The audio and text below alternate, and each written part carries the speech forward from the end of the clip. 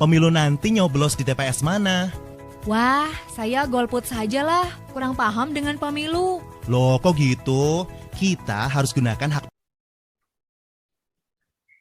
Selamat pagi anak-anak, kembali lagi bersama Ibu Sinta. Tentunya pada hari ini kita akan belajar bersama-sama dengan mata pelajaran yang sama, yaitu Pendidikan Pancasila dan Kewarganegaraan. Anak-anak sekalian, sebelumnya tadi kita melihat bersama-sama cuplikan video percakapan antara Tono dan Ani yang membicarakan mengenai pemilu. Nah, anak-anak sekalian, pemilu itu digolongkan dalam kegiatan partisipasi politik.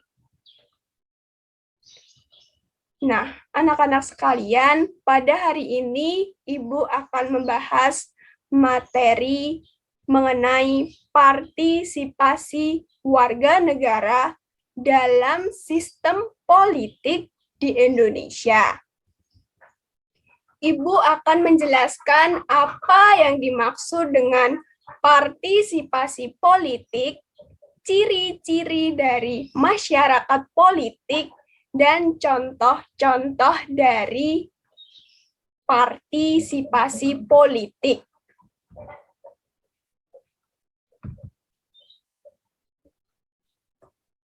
Apa itu partisipasi politik? Anak-anak sekalian, partisipasi politik secara umum itu diartikan sebagai keterlibatan seseorang ataupun sekelompok orang dalam suatu kegiatan politik. Lalu Bu, apa kaitannya kegiatan politik dengan partisipasi politik? Apabila kita kaitkan kegiatan politik dengan konsep partisipasi politik, itu mempunyai berbagai macam bentuk dan intensitasnya. Nah, anak-anak sekalian, hal ini menyebabkan tingkat partisipasi politik warga negara itu bervariasi. Mulai dari tingkat partisipasi politik pasif hingga aktif. Nah, apabila partisipasi politik itu dihubungkan dengan hak dan kewajiban warga negara, partisipasi politik itu masuk dalam kewajiban warga negara. Hal ini harus dilakukan sebagai wujud tanggung jawab warga negara atas kesadaran politik yang baik. Nah, anak-anak sekalian, partisipasi politik juga lazimnya diartikan sebagai peran serta warga negara dalam sebuah sistem politik. Lalu, apa itu sistem politik? Sistem politik adalah interaksi antara pemerintah dan masyarakat dalam proses pembuatan kebijakan yang terkait tujuan bersama. Nah, tujuan bersama di sini yang dimaksud adalah tujuan negara. Tentunya anak-anak sudah tahu tujuan negara itu tercantum dalam pembukaan Undang-Undang Dasar tahun 1945 di alinea keempat.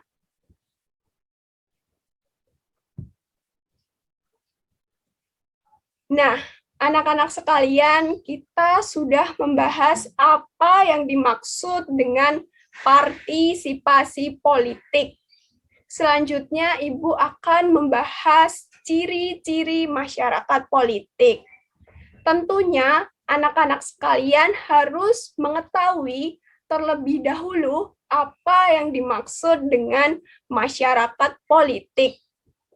Masyarakat politik adalah warga negara yang sadar akan politik. Maksudnya adalah warga negara yang berperan serta aktif atau ikut serta aktif dalam sebuah kegiatan politik. Nah, anak-anak sekalian, kita sudah tahu apa yang dimaksud dengan masyarakat politik. Selanjutnya, kita akan membahas ciri-ciri masyarakat politik. Anak-anak sekalian pastinya mengenal Bapak Joko Widodo. Nah, Bapak Joko Widodo merupakan Presiden Republik Indonesia. Presiden itu mempunyai tugas dan wewenang untuk memerintah suatu negara ataupun suatu pemerintahan. Tentunya dalam memerintah adanya staf-staf pembantu presiden yang harus diperintah untuk menjalankan visi misi presiden maupun wakil presiden kaitannya dengan tujuan negara. Nah, ciri-ciri yang pertama seperti Ibu jelaskan tadi, yaitu selalu ada kelompok yang memerintah dan kelompok diperintah. Selanjutnya, dalam menjalankan tujuan negara, anak-anak tentunya mengenal lembaga-lembaga negara seperti MPR, DPR, dan sebagainya. Ciri yang kedua yaitu memiliki lembaga-lembaga yang menyelenggarakan pemerintahan. Selanjutnya, tentunya dalam menyelenggarakan pemerintahan adanya sebuah tujuan tertentu. Tujuan tertentu ini seperti yang Ibu jelaskan tadi, yaitu tujuan negara yang tercantum dalam, ya benar anak-anak sekalian, pembukaan Undang-Undang Dasar tahun 1945 di alinea keempat.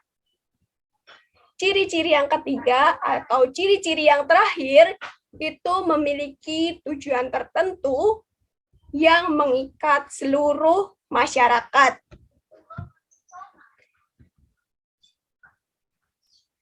Nah, anak-anak sekalian, kita sudah membahas partisipasi politik. Apa itu partisipasi politik? Ciri-ciri masyarakat politik.